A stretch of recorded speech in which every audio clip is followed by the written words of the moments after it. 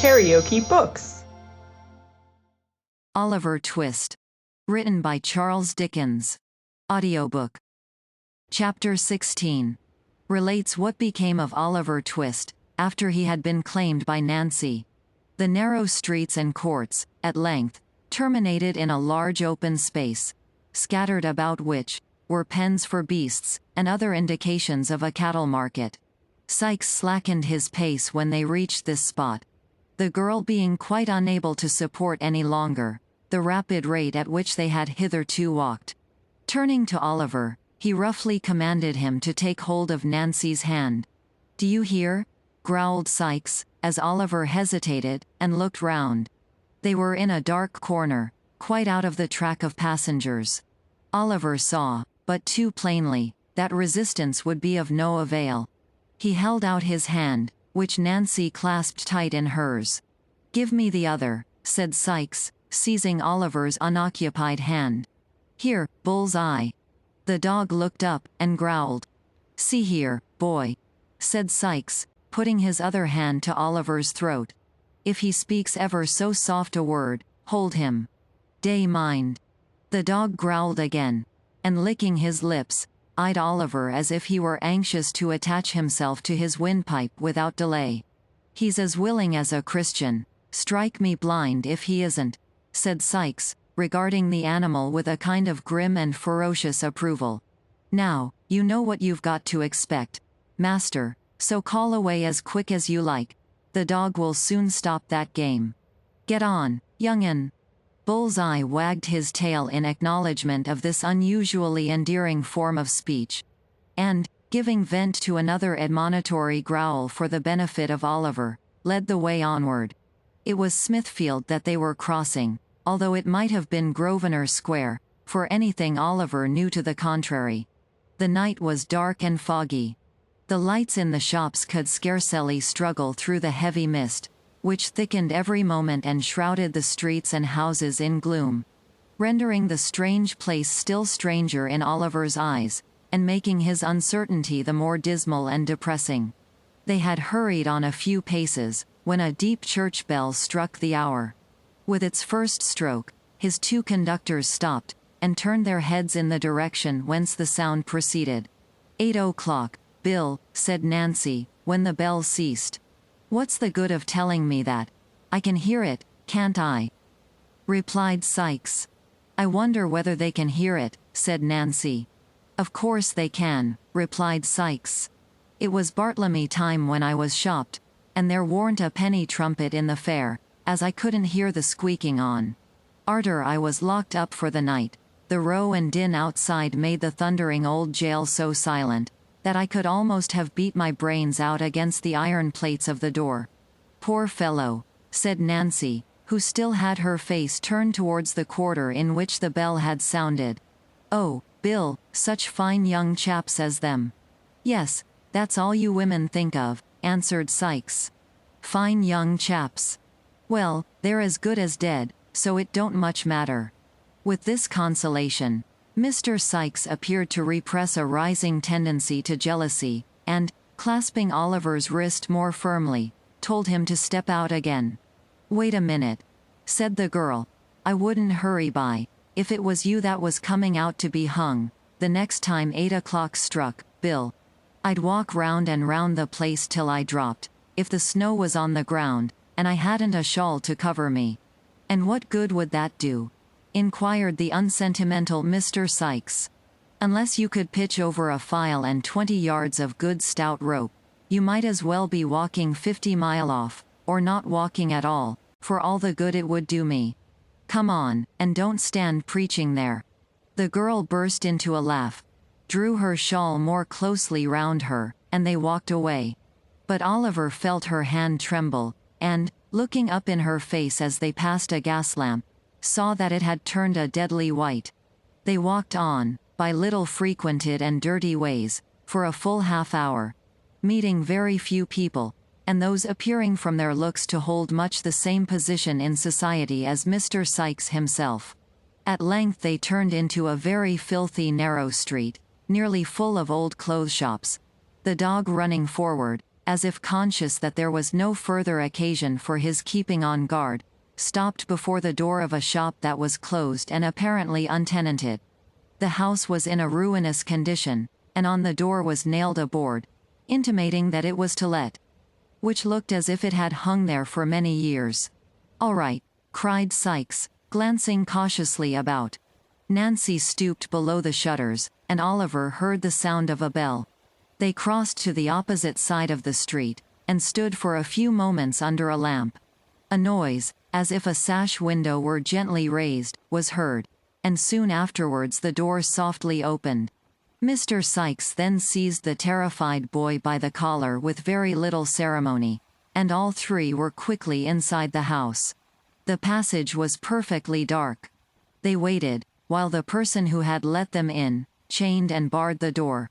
"Anybody here?" inquired Sikes. "No," replied a voice, which Oliver thought he had heard before. "Is the old un here?" asked the robber. "Yes," replied the voice, "and precious down in the mouth he has been. Won't he be glad to see you?" "Oh, no."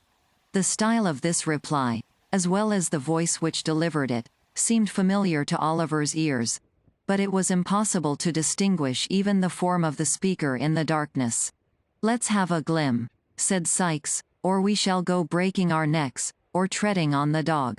Look after your legs if you do." "Stand still a moment, and I'll get you one," replied the voice. The receding footsteps of the speaker were heard, and, in another minute, the form of Mr. John Dawkins, otherwise the Artful Dodger, appeared. He bore in his right hand a tallow candle stuck in the end of a cleft stick. The young gentleman did not stop to bestow any other mark of recognition upon Oliver than a humorous grin, but, turning away, beckoned the visitors to follow him down a flight of stairs. They crossed an empty kitchen, and, opening the door of a low earthy-smelling room, which seemed to have been built in a small backyard, were received with a shout of laughter. "Oh, my wig, cried Master Charles Bates, from whose lungs the laughter had proceeded. "Here he is." "Oh, cry, here he is." "Oh, Fagin, look at him. Fagin, do look at him. I can't bear it. It is such a jolly game, I can't bear it. Hold me, somebody, while I laugh it out." With this irrepressible ebullition of mirth, Master Bates laid himself flat on the floor, and kicked convulsively for 5 minutes, in an ecstasy of facetious joy. Then jumping to his feet, he snatched the cleft stick from the Dodger, and, advancing to Oliver, viewed him round and round, while the Jew, taking off his nightcap, made a great number of low bows to the bewildered boy. The Artful, meantime, who was of a rather saturnine disposition, and seldom gave way to merriment when it interfered with business, rifled Oliver's pockets with steady assiduity. "Look at his togs, Fagin," said Charlie, putting the light so close to his new jacket as nearly to set him on fire. "Look at his togs. Superfine cloth, and the heavy swell cut.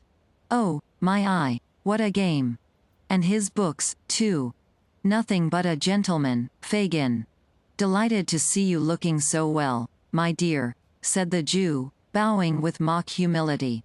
"The Artful shall give you another suit, my dear, for fear you should spoil that Sunday one. Why didn't you write, my dear, and say you were coming? We'd have got something warm for supper." At his, Master Bates roared again, so loud, that Fagin himself relaxed, and even the Dodger smiled. But as the Artful drew forth the £5 note at that instant, it is doubtful whether the sally of the discovery awakened his merriment. "Hello, what's that?" inquired Sikes, stepping forward as the Jew seized the note. "That's mine, Fagin." "No, no, my dear," said the Jew. "Mine, Bill, mine. You shall have the books." "If that ain't mine," said Bill Sikes, putting on his hat with a determined air. "Mine and Nancy's that is. I'll take the boy back again." The Jew started. Oliver started too, though from a very different cause, for he hoped that the dispute might really end in his being taken back. "Come. Hand over, will you?" said Sikes. "This is hardly fair, Bill. Hardly fair," is it, Nancy?" inquired the Jew. "Fair, or not fair," retorted Sikes. "Hand over, I tell you. Do you think Nancy and me has got nothing else to do with our precious time but to spend it in scouting ardor, and kidnapping every young boy as gets grabbed through you? Give it here, you avaricious old skeleton, give it here." With this gentle remonstrance, Mr. Sikes plucked the note from between the Jew's finger and thumb, and looking the old man coolly in the face, folded it up small, and tied it in his neckerchief. "That's for our share of the trouble," said Sikes, "and not half enough, neither. You may keep the books, if you're fond of reading. If you ain't, sell 'em." "They're very pretty," said Charlie Bates, who, with sundry grimaces, had been affecting to read one of the volumes in question. "Beautiful writing, isn't it, Oliver?" At sight of the dismayed look with which Oliver regarded his tormentors, Master Bates, who was blessed with a lively sense of the ludicrous, fell into another ecstasy, more boisterous than the first. "They belong to the old gentleman," said Oliver, wringing his hands, "to the good, kind, old gentleman who took me into his house, and had me nursed, when I was near dying of the fever. Oh, pray send them back. Send him back the books and money. Keep me here all my life long, but pray, pray send them back. He'll think I stole them. The old lady, all of them who were so kind to me, will think I stole them. Oh, do have mercy upon me, and send them back." With these words, which were uttered with all the energy of passionate grief, Oliver fell upon his knees at the Jew's feet, and beat his hands together, in perfect desperation. "The boy's right," remarked Fagin, looking covertly round, and knitting his shaggy eyebrows into a hard knot. "You're right, Oliver, you're right. They will think you have stolen 'em." "Ha! Ha!" chuckled the Jew, rubbing his hands. "It couldn't have happened better, if we had chosen our time." "Of course it couldn't," replied Sikes. "I know that, directly I see him coming through Clerkenwell, with the books under his arm. It's all right enough. They're soft-hearted psalm singers, or they wouldn't have taken him in at all. And they'll ask no questions after him, fear they should be obliged to prosecute, and so get him lagged. He's safe enough." Oliver had looked from one to the other, while these words were being spoken, as if he were bewildered, and could scarcely understand what passed. But when Bill Sikes concluded, he jumped suddenly to his feet, and tore wildly from the room, uttering shrieks for help, which made the bare old house echo to the roof. "Keep back the dog, Bill!" cried Nancy, springing before the door, and closing it, as the Jew and his two pupils darted out in pursuit. "Keep back the dog! He'll tear the boy to pieces." "Serve him right!" cried Sikes, struggling to disengage himself from the girl's grasp. "Stand off from me, or I'll split your head against the wall." "I don't care for that, Bill, I don't care for that," screamed the girl, struggling violently with the man. "The child shan't be torn down by the dog, unless you kill me first." "Shan't he?" said Sikes, setting his teeth. "I'll soon do that, if you don't keep off." The housebreaker flung the girl from him to the further end of the room, just as the Jew and the two boys returned, dragging Oliver among them. "What's the matter here?" said Fagin, looking round.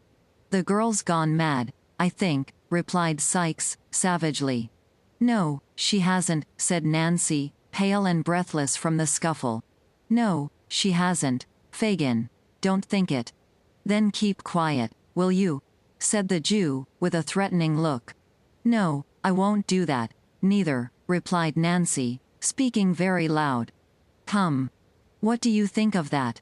Mr. Fagin was sufficiently well acquainted with the manners and customs of that particular species of humanity to which Nancy belonged, to feel tolerably certain that it would be rather unsafe to prolong any conversation with her, at present. With the view of diverting the attention of the company, he turned to Oliver. "So you wanted to get away, my dear, did you?" said the Jew, taking up a jagged and knotted club which lay in a corner of the fireplace. "Eh?" Oliver made no reply. But he watched the Jew's motions, and breathed quickly. "Wanted to get assistance. Called for the police. Did you? Sneered the Jew, catching the boy by the arm. We'll cure you of that, my young master. The Jew inflicted a smart blow on Oliver's shoulders with the club, and was raising it for a second, when the girl, rushing forward, wrested it from his hand. She flung it into the fire, with a force that brought some of the glowing coals whirling out into the room. I won't stand by and see it done, Fagin, cried the girl. You've got the boy, and what more would you have? Let him be, or I shall put that mark on some of you, that will bring me to the gallows before my time. The girl stamped her foot violently on the floor as she vented this threat, and with her lips compressed, and her hands clenched, looked alternately at the Jew and the other robber. Her face quite colorless from the passion of rage into which she had gradually worked herself. Why, Nancy, said the Jew, in a soothing tone, after a pause, during which he and Mr. Sikes had stared at one another in a disconcerted manner. You're more clever than ever tonight. Ha! Ha! My dear, you are acting beautifully. Am I? Said the girl. Take care I don't overdo it. You will be the worse for it, Fagin, if I do, and so I tell you in good time to keep clear of me. There is something about a roused woman, especially if she add to all her other strong passions, the fierce impulses of recklessness and despair, which few men like to provoke. The Jew saw that it would be hopeless to effect any further mistake regarding the reality of Miss Nancy's rage, and, shrinking involuntarily back a few paces, cast a glance, half imploring and half cowardly, at Sikes, as if to hint that he was the fittest person to pursue the dialogue. Mr. Sikes, thus mutely appealed to, and possibly feeling his personal pride and influence interested in the immediate reduction of Miss Nancy to reason, gave utterance to about a couple of score of curses and threats, the rapid production of which reflected great credit on the fertility of his invention. As they produced no visible effect on the object against whom they were discharged, however, he resorted to more tangible arguments. What do you mean by this? Said Sikes, backing the inquiry with a very common imprecation concerning the most beautiful of human features, which, if it were heard above, only once out of every 50,000 times that it is uttered below, would render blindness as common a disorder as measles. What do you mean by it? Burn my body. Do you know who you are, and what you are? Oh, yes, I know all about it, replied the girl, laughing hysterically, and shaking her head from side to side, with a poor assumption of indifference. Well, then, keep quiet, rejoined Sikes, with a growl like that he was accustomed to use when addressing his dog, or I'll quiet you for a good long time to come. The girl laughed again, even less composedly than before, and, darting a hasty look at Sikes, turned her face aside, and bit her lip till the blood came. You're a nice one, added Sikes, as he surveyed her with a contemptuous air, to take up the humane and genteel side. A pretty subject for the child, as you call him, to make a friend of. God Almighty help me, I am, cried the girl passionately, and I wish I had been struck dead in the street, or had changed places with them we passed so near tonight, before I had lent a hand in bringing him here. He's a thief, a liar, a devil, all that's bad, from this night forth. Isn't that enough for the old wretch, without blows? Come, Sikes, said the Jew appealing to him in a remonstratory tone, and motioning towards the boys, who were eagerly attentive to all that passed. We must have civil words, Bill. Civil words, cried the girl, whose passion was frightful to see. Civil words, you villain. Yes, you deserve 'em from me. I thieved for you when I was a child not half as old as this, pointing to Oliver. I have been in the same trade, and in the same service, for 12 years since. Don't you know it? Speak out. Don't you know it? Well, replied the Jew, with an attempt at pacification, and, if you have, it's your living. Aye, it is, returned the girl, not speaking, but pouring out the words in one continuous and vehement scream. It is my living. and the cold, wet, dirty streets are my home. And you're the wretch that drove me to them long ago, and that'll keep me there, day and night, till I die. I shall do you a mischief," interposed the Jew, goaded by these reproaches. "A mischief worse than that, if you say much more." The girl said nothing more, but, tearing her hair and dress in a transport of passion, made such a rush at the Jew as would probably have left signal marks of her revenge upon him, had not her wrists been seized by Sikes at the right moment. Upon which, she made a few ineffectual struggles, and fainted. "She's all right now," said Sikes, laying her down in a corner. "She's uncommon strong in the arms, when she's up in this way." The Jew wiped his forehead, and smiled, as if it were a relief to have the disturbance over, but neither he, nor Sikes, nor the dog, nor the boys, seemed to consider it in any other light than a common occurrence incidental to business. "It's the worst of having to do with women," said the Jew, replacing his club, "but they're clever, and we can't get on, in our line, without 'em. Charlie, show Oliver to bed. I suppose he'd better not wear his best clothes tomorrow, Fagin, had he?" inquired Charlie Bates. "Certainly not," replied the Jew, reciprocating the grin with which Charlie put the question.